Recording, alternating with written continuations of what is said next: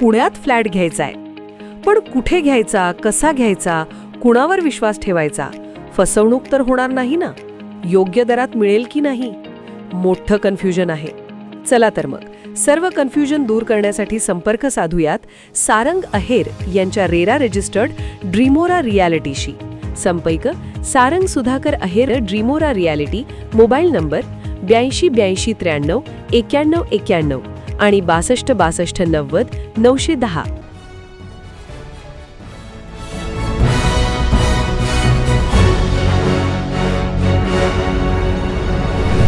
आपण पाहत आहात BCCN न्यूज. डोंगराळ खडकाळ जमिनीवर उच्च शिक्षित तरुणांनी फुलवली डाळिंबाची बाग. बुलढाणा जिल्ह्यातील सर्वाधिक डाळिंब उत्पादन करणारे गाव कोनड खुर्द. उत्तम शेती, मध्यम व्यापार आणि कनिष्ठ नोकरी ही जुनी म्हण काही काळ विसरली गेली होती. शेती म्हणजे तोटा असं समीकरण रुजत होतं. अनेक तरुण उच्च शिक्षण घेऊन नोकरीच्या शोधात भटकत आणि निराश होत. पण बुलढाणा जिल्ह्याच्या चिखली तालुक्यातील कोनड खुर्द या छोट्याशा गावाने हा समज पूर्णपणे उधळून टाकला आहे. फक्त साधारण 1100 ते 1200 लोकसंख्या असलेल्या या गावात आज 100 पेक्षा जास्त उच्च शिक्षित तरुण शेतकरी डाळिंबाच्या बागा फुलवत आहेत. सर्व खर्च वजा जाता वर्षाला 7 लाख ते 23 लाख रुपये निव्वळ उत्पन्न कमवत आहेत. डोंगराळ आणि मुरमाड जमिनीवरही आधुनिक शेती कशी शक्य आहे हेच या तरुणांनी दाखवून दिले आहे. काही वर्षांपूर्वीपर्यंत कोनड खुर्द गाव पूर्णपणे कोरडवाहू आणि पारंपरिक पिकांवर अवलंबून होतं. निसर्गाच्या लहरीपणामुळे शेतकरी अनेकदा आर्थिक अडचणीत सापडत. पावसाच्या अनिश्चिततेमुळे उत्पन्न अस्थिर असे आणि शेतीतून स्थिर उत्पन्नाची अपेक्षा फारशी पूर्ण होत नसे. अशा परिस्थितीत गावातील पदवीधर तरुणांनी वेगळा निर्णय घेतला. त्यांनी पारंपरिक पिकांना फाटा दिला आणि डाळिंब लागवडीचा मार्ग निवडला. केवळ निर्णय घेऊन थांबले नाहीत, त्यांनी अभ्यास केला, विविध वाण आणि तंत्रज्ञान समजून घेतले, नवनवीन प्रयोग केले, चुका सुधारल्या आणि सातत्याने प्रयत्न केले. पाहता पाहता गावाचं चित्रच बदलून गेलं. आज हे गाव संपूर्ण बुलढाणा जिल्ह्यात डाळिंब उत्पादकांचे गाव म्हणून ओळखलं जातं. जिल्ह्यातील सर्वाधिक डाळिंब उत्पादन घेणारे गाव म्हणून कोनड खुर्दची ओळख झाली आहे. इथल्या उच्च दर्जाच्या डाळिंबाला राज्यातील विविध जिल्हे, इतर राज्ये आणि परदेशातही मागणी आहे. डोंगराळ आणि मुरमाड जमिनीवरही योग्य नियोजन, आधुनिक तंत्रज्ञान आणि मेहनतीमुळे बागा बहरल्या आहेत. ही यश केवळ वैयक्तिक नाही, ते सामूहिक प्रयत्नांचे आणि ज्ञान आधारित शेतीचे उदाहरण आहे. अनेक तरुण उच्च शिक्षण घेऊन नोकरीच्या शोधात भटकतात आणि निराश होतात. पण कोनड खुर्दच्या या तरुणांनी स्पष्ट दाखवून दिले आहे की स्वतःच्या शेतीत फळबाग आणि नवनवीन प्रयोग केले तर नोकरीपेक्षाही जास्त उत्पन्न शेतीतून मिळू शकते. ते इतर तरुणांनाही हेच आवाहन करत आहेत. नोकरीच्या मागे न धावता स्वकष्टाने शेती फुलवा. पारंपरिक शेतीला आधुनिक तंत्रज्ञान आणि अभ्यासाची जोड दिली तर उत्तम शेती हा जुना मंत्र आजही तितकाच खरा ठरतो. कोनड खुर्दच्या तरुण शेतकऱ्यांनी हे सिद्ध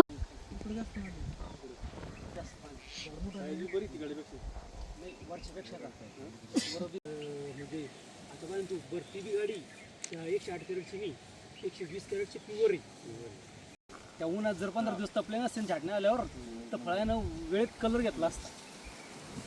आणि म्हणजे त्याच्यात काय झालं या हिरवं थोडं पाय बाय काय होतं रात्र मला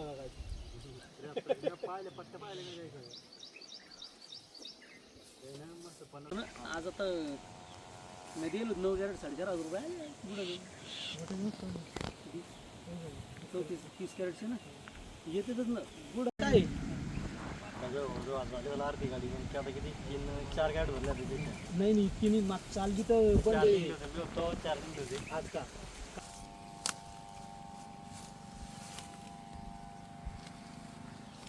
माझं शिक्षण MSc मायक्रोबायोलॉजी झालेलं आहे आणि मी सध्या शेतीकडे वळलेलो आहे नोकरी न करता. कुठलं पीक घेता तुम्ही आणि किती क्षेत्रफळावर? मी डाळिंब घेतो. 6 एकरावर लागवड केलेली सध्या आणि टप्प्याटप्प्याने लागवड केलेली सध्या शेतीची. आणि एकंदरीत जर खर्च लागवडीचा खर्च जर पकडला तर 50 ते 60 हजार रुपये लागवडीचा खर्च आहे. आणि उत्पन्न जर पकडलं समजा पहिल्या वर्षी खर्च तर तो 1 लाखापर्यंत खर्च येतो आणि उत्पन्न त्यावर आपलं एकरी 3-4 लाख रुपये निघून जातं. इतर तरुणही काही नोकरी मिळत नसल्यामुळे हताश होतात, तुम्ही त्यांना काय नेमका सल्ला द्याल? नोकरीच्या मागे न लागता आधुनिक शेती केली तरी आपल्याला फायदेशीर ठरू शकते. ते आमच्या गावामध्ये जवळपास 1200 लोकसंख्या असताना आज तागायत जवळपास 100 शेतकऱ्यांनी 100 ते 120 शेतकऱ्यांनी डाळिंबाची लागवड केलेली आहे. आणि आम्ही जवळपास मी माझा स्वतःचा प्लॉट 2016ला लागवड केला होता. तोपासून माझ्या आजपर्यंत 11 बहार कंप्लीट झालेले आहेत. कारण मध्ये आम्ही 2 वेळा 2 बहार हे रिपीट केले होते, म्हणून 2 बहार एक्स्ट्रा झाले. तरी लागवडीपासून आम्ही 18 महिन्यातच पहिलं पीक पकडतो आणि 2 वर्षाचं झाड होईपर्यंत आपली पहिली हार्वेस्टिंग होत असते.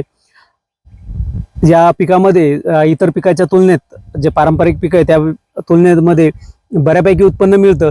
मी सर्व तरुणांना आवाहन करेल की नोकरीच्याच मागे न लागता जर तुमच्याकडं जमीन आणि पाण्याची सुविधा उपलब्ध असेल तर एक छोटीशी नोकरी कोणाची गुलामी करण्यापेक्षा शेतीत राजा म्हणून जगा. तुम्हाला एक सर्वसाधारण नोकरीपेक्षा जास्त उत्पन्न ही शेती देते.